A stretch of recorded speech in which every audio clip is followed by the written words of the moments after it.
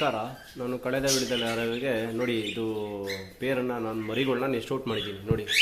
ಮರಿಗಳಿಲ್ಲ ಮತ್ತು breeding box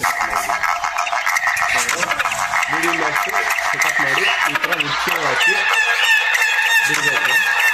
so ಅದು maybe ಒಂದು 2 ವೀಕ್ಸ್ ವರೆಗೆ ಮತ್ತೆ ಅದು ಬ್ರೀಡಿಂಗ್ ಬರುತ್ತೆ ನೋಡಿ. ಮರಿಗಳಿಲ್ಲ ಇಲ್ಲಿ ನೋಡಿ. ಈ ಮರಿಗಳನ್ನ ಎಲ್ಲಿ ಬಿಟ್ಟಿದ್ದೀನಿ ನೋಡಿರಿ, ಇಲ್ಲಿ ಕಾಲು ಮನೆಗೆ ಬಿಟ್ಟಿದ್ದೀನಿ ನೋಡಿ. ಈ ಥರ ಅವೇ ತಿಂತಾ ಇದ್ದಾವೆ ನೋಡಿ.